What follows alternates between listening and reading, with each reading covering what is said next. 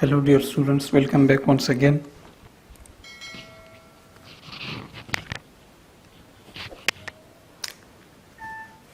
Hello dear students, welcome back once again. Let us discuss about the abdominal aorta. As we have covered about the thoracic aorta, now we are proceeding towards the abdominal aorta, right, and its branches. So let me write here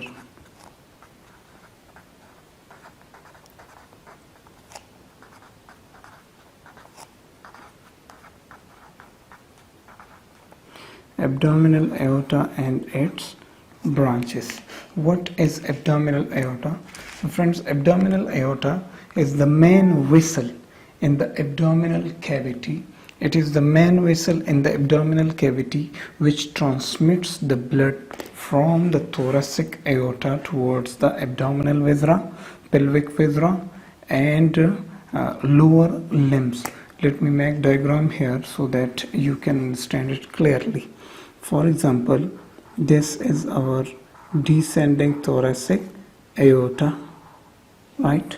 This is descending thoracic aorta, and here we have our diaphragm. This is our diaphragm. Now, below the diaphragm, above the diaphragm, there is the thoracic cavity, right? And below the diaphragm there is the abdominal cavity. Okay, so here we have this is our abdominal cavity. Now the aorta moves down below the diaphragm and moves down, and this is the main vessel in the abdominal cavity. This is the main vessel in the abdominal cavity which supplies oxygenated blood to abdominal viscera, right? And from here then it bifurcates into two vessels which are the right and left common iliac arteries, right?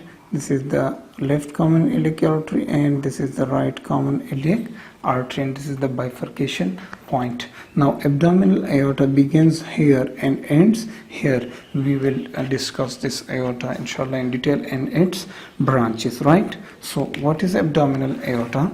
I'm writing here the main vessel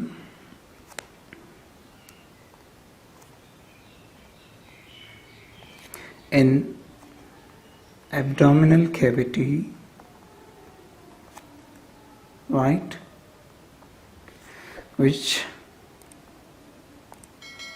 transmits the blood from thoracic aorta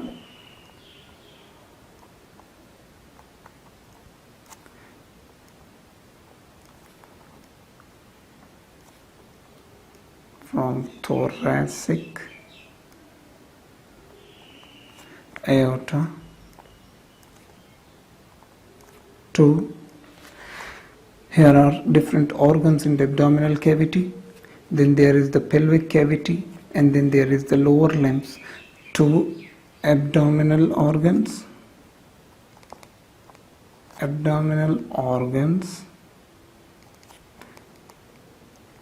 pelvic organs,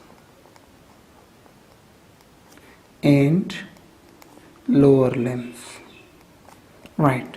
This is our abdominal aorta. What is abdominal aorta?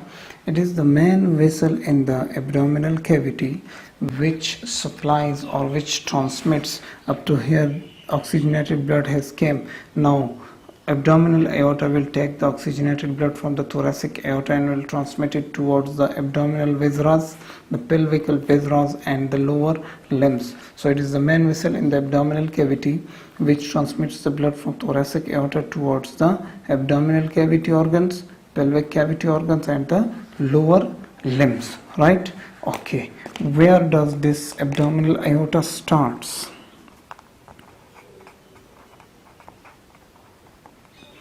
It starts at the level of T12 vertebra, right?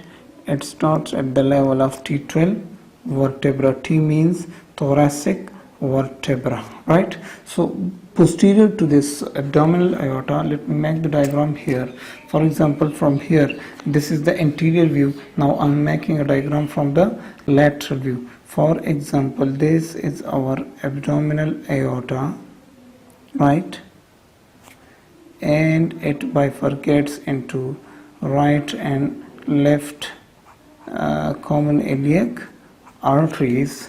Now behind, posterior to it, we have our, as we know, there is the vertebral column. So if these are the vertebra of the vertebral column, so here at the beginning point of the thoracic abdominal aorta, here is the T12 vertebra, right? So it begins at the level of T12 and ends at the L1, L2, L3 and L4 vertebra. So it ends at the level of L4, right? So let me write here, it begins at the level of T12 vertebra and ends at L4, lumbar vertebra number 4, right? I'm sorry, vertebra. Okay, what is its length? From here up to here, what is the length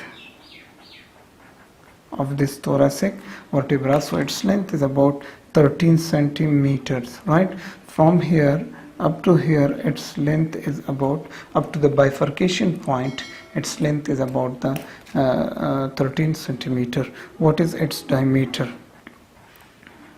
What is the diameter of this thoracic abdominal aorta? So its diameter, its mean diameter, we have taken its mean diameter.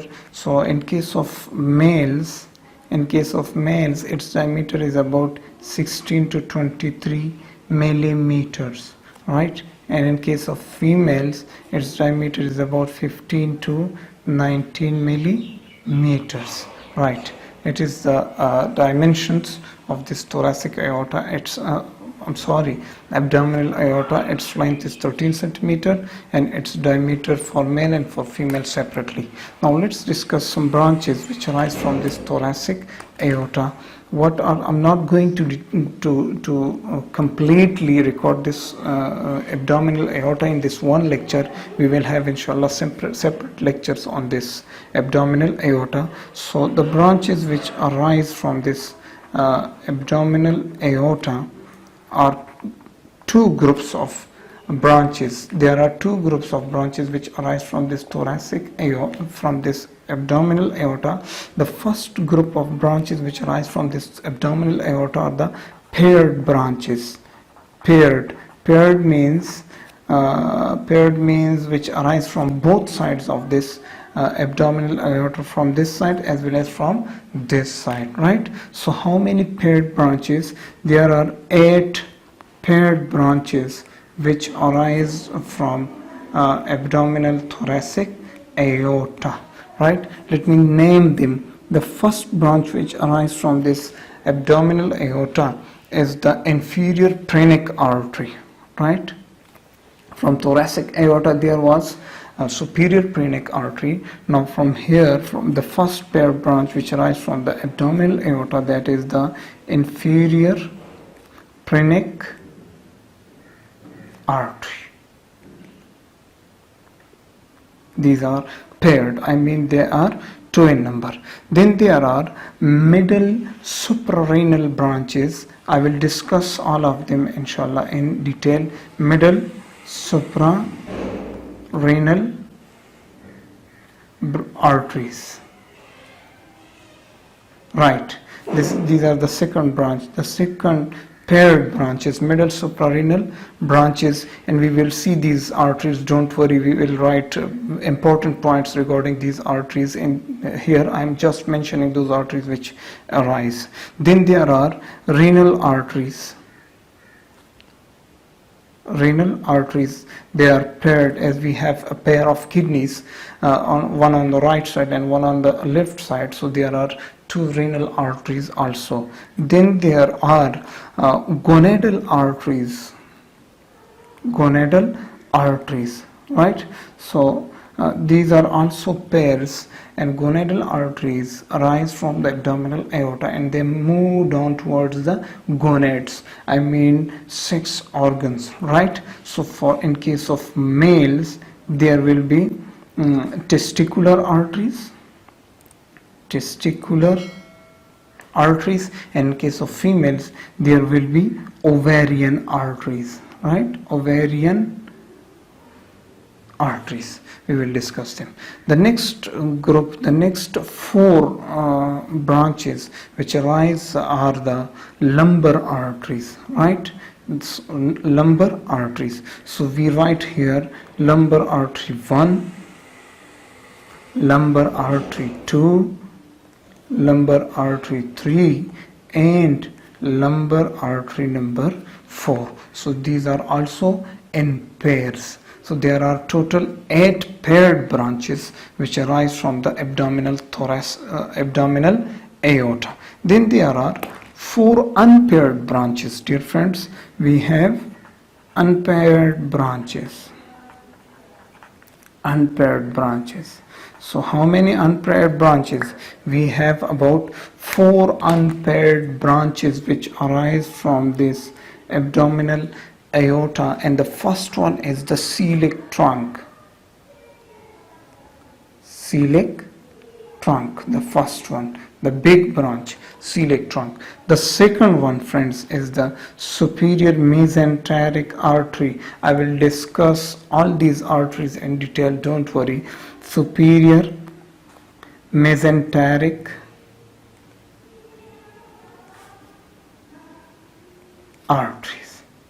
artery, right, as they are one. Then there is number 3, there is inferior mesenteric artery. Inferior mesenteric artery, right. And the fourth one, the most important one, is the median sacral artery, right? We will discuss all these arteries inshallah in detail. Okay, this was about the abdominal aorta, that it is the main vessel which transmits the blood from the thoracic aorta towards the abdominal viscera, pelvic viscera, and the lower limbs, right? This is some important points regarding the abdominal aorta. Now, how many branches arise from this abdominal aorta? The branches are the paired branches and the unpaired branches, right friends? Paired branches and unpaired branches. There are 8 paired branches which arise from abdominal aorta, and there are 4 unpaired branches which arise from the abdominal aorta. The paired branches are inferior trenic, middle suprarenal, renal arteries, gonadal arteries, which may be testicular or ovarian, lumbar arteries number 1, lumbar arteries number 2, lumbar 3, and lumbar arteries number 4. So these 8 branches are the paired branches, and then there are 4 unpaired: the celiac trunk, the superior mesenteric artery, the inferior mesenteric artery, and the median sacral artery. Now in the next lecture I will start discussion regarding these arteries, and I will discuss each of them in detail. Be with us, don't go anywhere. Thank you so much.